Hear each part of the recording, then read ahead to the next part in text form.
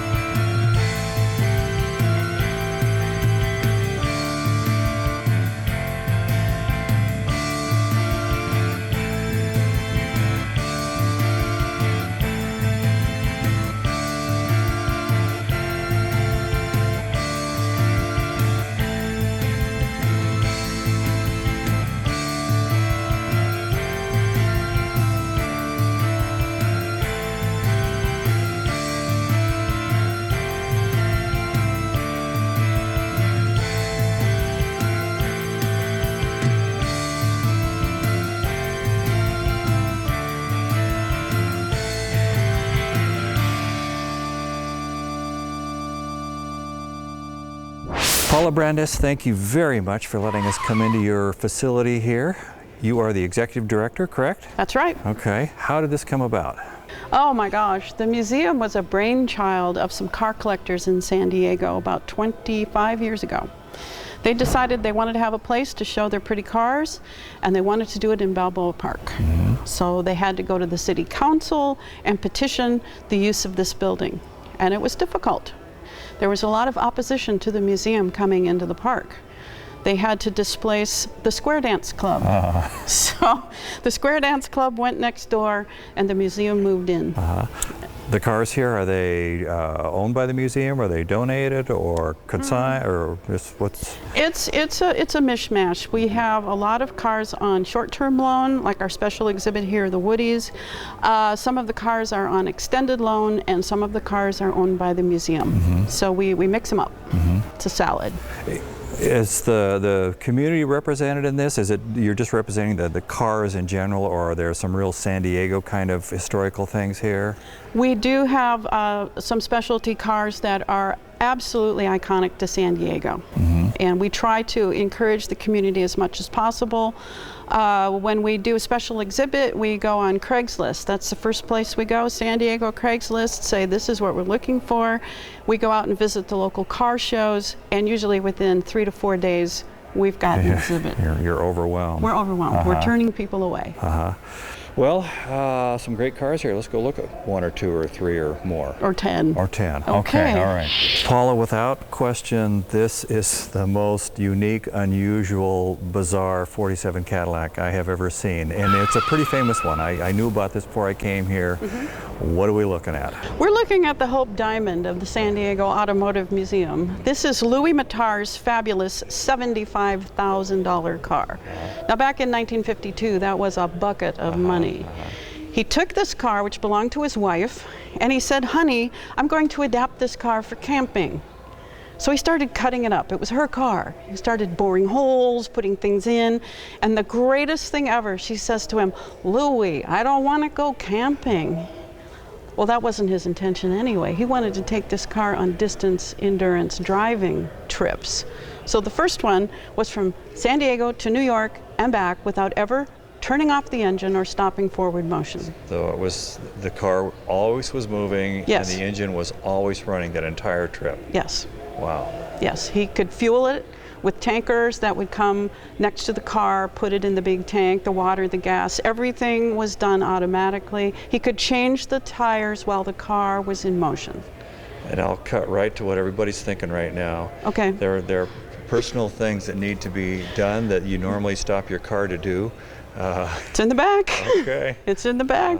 So what else is, if you're living in the car that intensely, what all's in here? Let's see, there's a stove, a refrigerator, an ironing board, a television, a telephone, a hookah pipe, a bar, which he swore he never used while he was driving. Let's see, a washing machine, did I say that? The washing machine and the toilet were doubled up, depended on what you were using at the time. Okay? Yeah, I know that's kind of dicey. But they could do this trip in about 3 or 4 days because they never stopped. And the hookah pipe? The hookah pipe was Louie's homage to his Lebanese heritage. Okay, and it had tobacco in it. Absolutely, had tobacco in it. And then he did it again. He made this car, he took this car down the Alcan Highway. He took it from Anchorage, Alaska to Mexico City. How long did that take? I'm not sure how long it took, probably 5 days. But this was before the Alcan was paved. It was just a muddy hole. Back then, was this seen as an amazing feat or as a crackpot off his rocker? I think it was seen as an amazing feat because it's these records have never been broken. Nobody else has done that. Nobody else has done it. So I'm sitting in a 1932 Morgan Super Sport, right? That's right. And we won't tell the audience how difficult it was for me to get into this. Or to get out, probably. Yeah, well, yeah, that's coming up. It's a little crowded in here. So tell me about this. Well, it's one of our more popular cars, and what I like about it is these cars were originally licensed as motorcycles because they only had 3 wheels, so they were cheaper to license, and that attributed to their popularity in Britain. The cost of these compared to a larger vehicle with another wheel on it, was it, besides they're saving tax money because legally to the government it's a motorcycle, was it substantially less than a car? I think it must have been. I honestly don't know the answer to that, but it must have been because these cars were everywhere. Who drove these? Was this the sporting young man about town, or was this the guy that couldn't afford, the mom and dad that couldn't afford a full-size car, or a second car? I'm guessing it was the more adventurous driver who probably didn't have a whole lot of money either, but that's my guess. I mean, I can see you. All you need is the goggles and the scarf, and I think you've got it. Yeah, and a shoehorn too. And a shoehorn. We got to do that. The motor on the front end, it looks, I know of course it isn't, but it looks like a sideways Harley motor. What's going on with the engine? I don't know. Okay. All right. Well, it's a Morgan motor, isn't it? It's a Morgan motor. All right. Good. On a Morgan mount. This is a 1932 Cadillac. When people in the hobby, when you say 1932, everybody thinks of a Ford Deuce Coupe or Roadster or whatever. Same year, but a whole lot bigger. And you know, what's the story in this one? Story on this one is it's very unique. One of our long-term friends of the museum has loaned us this car. The car has been here for approximately 12 years. And it's a real showstopper. It's a favorite with our visitors, I think in part because of the interesting color combination on the car as well. Was that something that Cadillac had at the time, or a later restoration decided this was a good idea? It's a later restoration, but the colors are phenomenal, and it certainly brightens up the room. Mm-hmm. And it's a V12, which is one of the real assets and interesting things about it. You say the public, when they come in, this is one of the cars that they go for? Absolutely, and I think this hood ornament has probably been photographed more than any other in the entire museum. Do you see a demographic? Do the 7-year-old guys glom on this, or do the 8-year-old girls glom on this, or what's the biggest, the magnet? Who's it draw? It's drawing our older visitor. It draws art students as well. From the local colleges and high schools who are coming in to look at more at the design. I think the older gentlemen are coming in to look at the horsepower and the engine. Do you ever see anything, somebody comes in and it's like they have got to Mecca, or they're you know, they've seen the Almighty, any emotions displayed or anything? All the time. That happens, especially with our older cars. People come in and they talk about their grandparents. You know, oh, my grandpa had that car. Oh, my grandmother's neighbor had this car. Oh, we had one of these cars in our garage when I was growing up. Yes, these cars do evoke the memories. Wherein lies the whole purpose of our museum. It's to bring back the history, you know, and make it something that's doable and understandable today. Okay. 1913 Pierce Arrow, very old car, very pretty elaborate for its time, but of course basic by now, and boy, you're really exposed to the elements. What you got going on here? This car is here under a special loan agreement with one of the founders of the museum. He is a collector. He's got a lot of cars. In fact, I saw his collection last week, his private collection at his house. This car has been a favorite here with our visitors, and this car is, I believe, on its way to Switzerland for a road trip. So it's functional. Yeah, oh yeah, absolutely. I've seen him drive it. He shows this car a lot. So we were fortunate to have it here for about the last 6 months.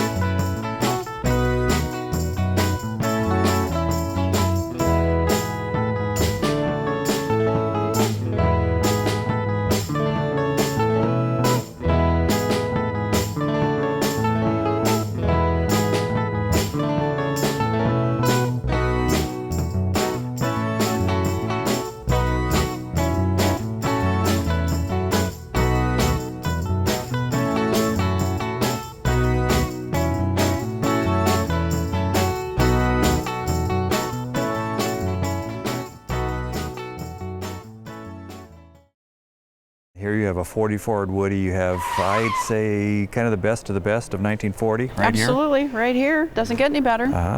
And the whole Woody thing you're doing here, your temporary display that you have, I mean, this is a silly question for me to ask in Southern California, but what made you decide to do that? Well, we had never done it before, and we always sit and try to put together a nice exhibit plan for the year. And I said, how about Woodies? And everyone went lit up like a Christmas tree. Oh, Woodies, Woodies, oh, Woodies, Woodies, Woodies. We'd never done it. It had never even been on the radar.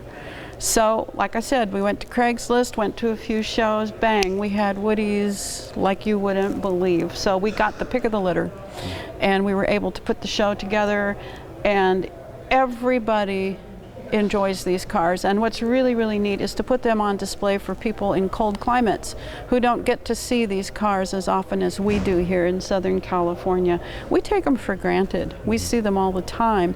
But people from Indiana or Idaho, they don't get to see these cars. So they are really falling in love with the exhibit. Yeah, hard not to fall in love with these. Yeah. We were talking off camera about the different types of people and the types of car that they have and the different personalities. When you were dealing with the people getting the Woodies in here, did you notice anything about that community?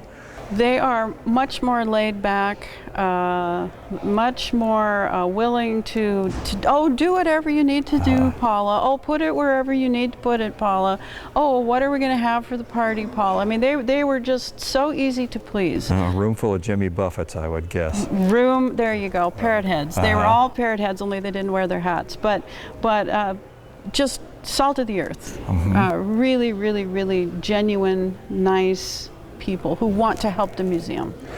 Woodies, when they came out, they were a second car. They were an estate car for the wealthy people, depot hacks. The average Joe didn't buy a Woody. And then they, as time went on and people realized how hard it was to keep these up, they fell into disrepair and suddenly became affordable. Why the turnaround, do you think? Why did they go back up to being really expensive cars? Well, the woodwork alone is what makes them expensive. Some of the woodwork on these cars is worth $150,000. Just the woodwork? Just the woodwork, yes. Everybody thinks of Fords when it comes to Woodies. Here we have a 1950 Plymouth that's every bit as beautiful as any of the other GM or Ford products. How did this come into the collection? The same way the rest of them did. There's a huge Woody club here in San Diego, and they have a big show every year up in Encinitas, which is north of San Diego, and I believe Ken, our research director, found this car at that event. I think he put his business card on the windshield, and bingo, within 2 days we had this car. We specifically wanted Woodies that weren't all Fords to tell the broader story, the broader appeal of the design and of the restoration, obviously. So that's why it's here. It's here because it's not a Ford. And do you have, you have all kinds of makes in here, and unusual and foreign and domestic. How often do you run into people that say, well, why don't you have this, or why don't you have that? Or on a daily basis. Every day? Every day. Is there a theme to it, or any specific car? Or? They mostly want to see muscle cars, which we have done as a special exhibit. But you don't have any Mustangs, you don't have any Camaros, you don't have any of this. Not right today. That is true. We don't. We have them, but they're not here right now, which is our pat answer. Okay. Because we can't have everything. Yeah. And do they ask that question after they've told you what a great collection you have here? Yes. Or okay, good. Yes. Yeah, they at least appreciate what you have here. This always looks like a great job to me, running a museum, automotive museum. But I know, it's not just you coming down and admiring the cars. You're probably on the phone constantly and doing things constantly and finding what's the job like? Do you have the best job in the world, or just? It depends on the day. Okay. No, it's an interesting job. It's being in Balboa Park involves a lot of community work for me as a director. I'm working with 16 other institutions. collectively, not just the Automotive Museum. So I have that. Then we have the car clubs that help support the museum, and they meet here on a regular basis. Car clubs in San Diego County. So I have that community. I have a board of directors, that community, the funding community. So the communities are all there. They're all satellites around what we do here on the exhibit floor. But for me to actually come down and spend time on the exhibit floor, this has been a real treat, because I don't get down here that often. So I thank you for that. All right, well, you're welcome. Okay. All right, let's look at some more. Okay, let's do it. 1928 Moto Guzzi, one of many motorcycles you have here. Lots and lots of motorcycles. Lots. Tell me about this. Well, this motorcycle is the most photographed bike in the entire collection. Its styling is incredible. It's got that Italian finesse, that Italian line to it. And what's interesting about this bike, about 3 years ago, the owner came. The bike had been here as part of an exhibit, probably 10 years ago by now. And he has so many motorcycles, he forgot to come pick it up. And he came in here to look around and see, and he said, wait a minute, I think that's my bike. 10 years later? Yeah, 10 years later. So we got out the paperwork, and we looked it up, and sure enough, he was the owner. He had the registration papers, he had all of it. And he said, you know what, it looks really nice here, so let's just leave it here another 10 years. So this is an example of our long-term loan. Okay, well, I think that bike over there is mine. I think I left it here. No, you're not going to get away with that. No, you're not. Motorcycles in car museums, of course, that's happening more and more to the two segments of the wheeled vehicle community are coming together. Different reaction from the car people that come in? Do they enjoy the motorcycles just as much, and the motorcycle people enjoy the cars just as much? Absolutely. Okay. Because we try to tell the story of the evolution. The bicycle, the motorcycle, the car. You know, that's the natural progression. So it only makes sense to have our bikes. And they're stunning. I mean, I don't know who wouldn't want to see these. We also have a very nice selection of Indian motorcycles, which was, of course, the competitor to Harley Davidson. Right. You have a real cross-section of nationalities here. Italian, British, U.S., German, Swedish. And same thing for the cars. So it's not like this is just American cars. If it has wheels, you like it. If it has wheels, it has a good shot at coming in here. Absolutely. This is, if you put wood on something that is really classy, this is what you end up with. A 1947 Chrysler Town & Country. What a cool car. Very cool. This, you know, it's huge, it's upscale, it's a convertible. What a great representation of Woodie's. Where does, when people come in, do they go right to the station wagons, or does this get just as much attention? We specifically put this car, we positioned it here so you have a good walk-around view of this vehicle. And when you come onto the exhibit floor, it's very interesting to see where people will go. And about 75% of them come to this car first.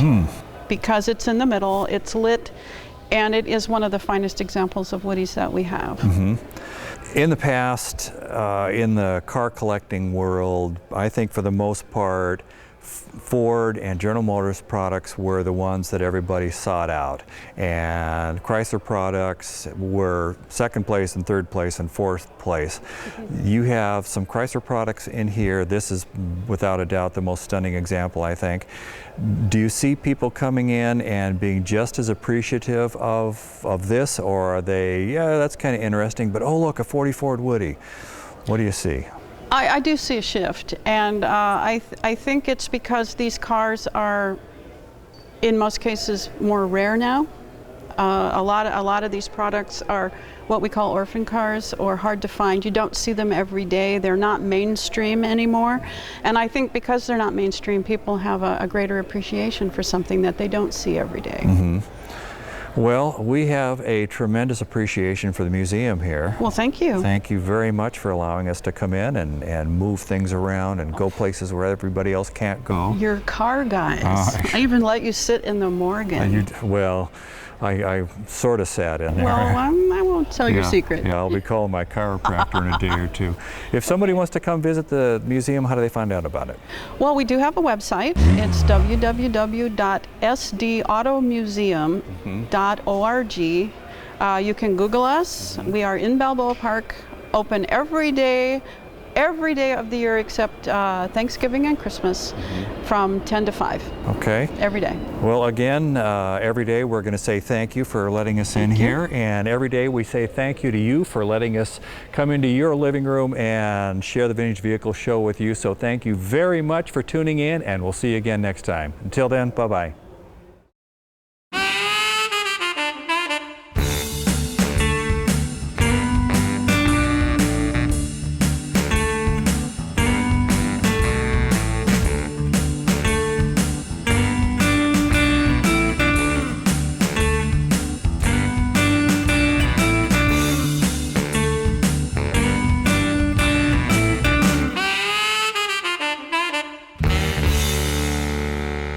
So you gonna help me get out of this? I'm going to help you get out of this. All right, okay. Okay, shoehorn. We'll be right with you.